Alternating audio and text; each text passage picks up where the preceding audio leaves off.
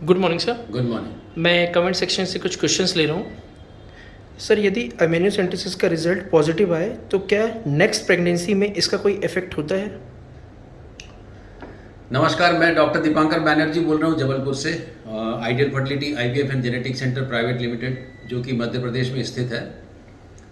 और ये जो क्वेश्चन है कि एमनियोसेंटेसिस आपने कराया क्यों, पहली चीज़, यदि आपका डबल मार्कर या ट्रिपल मार्कर पॉजिटिव या हाई रिस्क आया डाउन सिंड्रोम के लिए, तो आपको कन्फर्मेटरी के लिए मैं डाउन सिंड्रोम या उसमें एमनियोसेंटेसिस करता हूँ। अब इसमें जो पॉजिटिव आया, मैं मान के चलता हूँ कि पॉजिटिव उनका जो फीटल सेल निकले उसमें डाउन सिंड्रोम पॉजिटिव आया, एक्स्ट्रा एक 21 क्रोमोसोम है। क्या करना नहीं करना वो आपका लुकआउट है। बट कभी भी यदि किसी प्रेगनेंसी में भले ही वो एबॉर्शन हुआ हो या फिर एमनियोसेंटेसिस के बाद ट्राइसोमी 21 निकला और एबॉर्शन करवाया हो, तो जो अगली प्रेगनेंसी होती है उसमें फिर से डाउन सिंड्रोम होने का खतरा 10% ज़्यादा होता है। इसलिए जो नेक्स्ट प्रेगनेंसी होगी उसमें ज़रूर एमनियोसेंटेसिस करवा लीजिएगा। भले ही उसमें डाउन सिंड्रोम के रिस्क ब्लड टेस्ट में लो आए हों, बट आप एमनियोसेंटेसिस जरूर करवा लीजिएगा।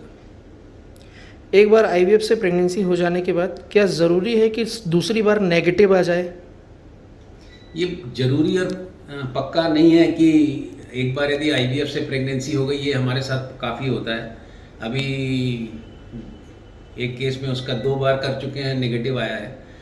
बट कई चीज़ें, बहुत सारे फैक्टर्स होते हैं, एंडोमेट्राइटिस होता है, बहुत सारे फैक्टर्स होते हैं, जेनेटिक डिफेक्ट्स होते हैं एम्ब्रियो में, जिसके कारण एम्ब्रियो बैठता नहीं है। बट खासकर जिनका IVF पॉजिटिव आया था और बच्चा हुआ, यदि वो बहुत दिन वेट नहीं कर रहे हैं, यदि ओवेरियन रिजर्व AMH यदि ठीक ठाक है, तो फिर से प्रेगनेंसी होने के चांसेस दूसरों की अपेक्षा ज़्यादा रहते हैं। सर, एज 26 है बट AMH बहुत ज़्यादा लो हो गया है, इसका क्या कारण हो सकता है? 26 की जो महिला या लड़की है उसको यदि AMH यदि कम हो रहा, AMH बेसिकली ये बच्चेदानी होती है और ये 2 अंडाशय होते हैं। उस अंडाशय में जो अंडे रहते हैं उनका जो नंबर है, या तो हम अल्ट्रासाउंड से देखें या फिर एक ब्लड टेस्ट से करें, उसको एंटी मुलेरियन हार्मोन बोलते हैं। ये एंटी मुलेरियन हार्मोन नॉर्मली 35 के बाद या 30-35 के बाद ये नीचे जाने लगता है। किसी लेडी को यदि 25-26 साल में यदि AMH गिर रहा है, मतलब ओवेरियन रिजर्व फॉल हो रहा है, मतलब यहाँ पर ब्रेक डाउन हो रहा है।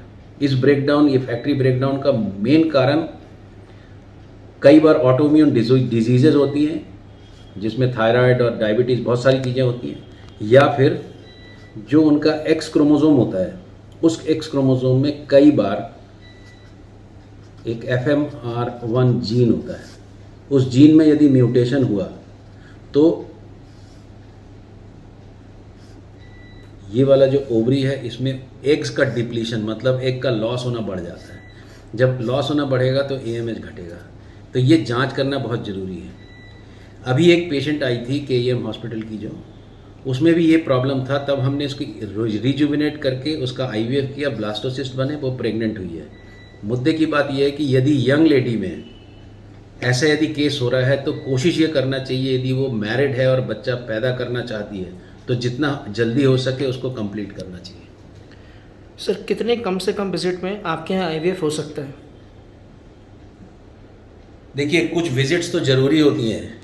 एक आपका असेसमेंट विजिट बहुत ज़रूरी है। ये जैसे पीरियड होगा और इसमें यदि हम IVF चालू करेंगे तो उसके पहले मुझे एक असेसमेंट साइकिल बहुत ज़रूरी है।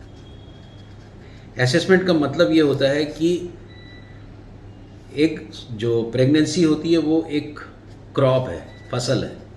इस अच्छे होने के लिए सीड और सॉइल ये अच्छा होना चाहिए। तो ये सीड और सॉइल का मतलब हस्बैंड वाइफ के सीड्स, स्पर्म और एग का क्वालिटी, और इसका जो सॉइल मतलब बच्चेदानी के भीतर की जो लाइनिंग है वो कैसी है। यदि यहाँ कोई प्रॉब्लम होती है तो इसको पहले सुधार के देन वी कैन डू। तो ये जो असेसमेंट साइकिल देवेन, इसमें तो हम एक में भी कर सकते हैं। Yes. इसमें हिस्ट्रोस्कोपी भी हो सकती है, पूरा असेसमेंट हो सकता है। सीधे आप डे 2 में आइए, ये एक विजिट होगी, यहाँ से आपका इंजेक्शन दे देंगे। डे 7 में एक विजिट होगी, डे 9 में एक विजिट होगी, और डे 11 या 12 में आपका ओवम पिकअप होगा। और इसके 5 दिन बाद एम्ब्रियो ट्रांसफ़र होगा। इसके बाद आप घर जा सकते हो, घर में जाके आप प्रेगनेंसी टेस्ट करा सकते हो, इसके लिए आपको आने की ज़रूरत नहीं है। सर एंडोमेट्रियल थिकनेस 5.6 से ज़्यादा नहीं बढ़ पाती है, इसके वजह से मेरा ट्रांसफ़र नहीं हो पा रहा है, क्या करना चाहिए? ये एक बहुत इम्पॉर्टेंट मुद्दा होता है कि जो सॉइल, जो ज़मीन है, उसका यदि मोटाई 6 मिलीमीटर के ऊपर यदि नहीं जा रहा है तो इसमें एम्ब्रियो के बैठने का चांसेस घटता है। पर ये ज़रूरी नहीं है कि 6 से नीचे में प्रेगनेंसी नहीं होती है। यदि ये एंडोमेट्रियम का अपीयरेंस अल्ट्रासाउंड में ट्राइलेमिनर है और इसमें यदि कलर डॉपलर में ब्लड फ्लो दिखता है तो आप ट्रांसफ़र करवा सकते हैं। ये आप अपने गायनिक से बात कर लीजिए कि उनको एंडोमेट्रियम कैसा दिखता है, ट्रांसफ़र करने लायक है कि नहीं। अदरवाइज़ इसमें GCSF granulocyte colony stimulating factor एक DNA प्रोडक्ट है। साथ में यदि ज़रूरत पड़ता है तो हम प्लेटलेट रिच प्लाज्मा का भी इंजेक्शन देते हैं, करके हम कोशिश करते हैं कि एंडोमेट्रियम का लाइनिंग बढ़े। सुनने और जुड़ने के लिए बहुत बहुत धन्यवाद। यदि आप इस वीडियो को अभी तक देख रहे हैं तो आपसे गुजारिश है कि आप इस चैनल को सब्सक्राइब भी करिए और नोटिफिकेशन बटन को ऑन रखिए ताकि आपको जो नए वीडियो हम रिलीज़ करते हैं उसकी जानकारी तुरंत मिले। आप हमारे इस चैनल के सोशल मीडिया प्लेटफॉर्म दूसरे जैसे फेसबुक पे आइडियल फर्टिलिटी या इंस्टाग्राम पे आइडियल फर्टिलिटी पर जाके भी अपने कमेंट्स और सुझाव दे सकते हैं। सुनने और जुड़ने के लिए बहुत बहुत धन्यवाद।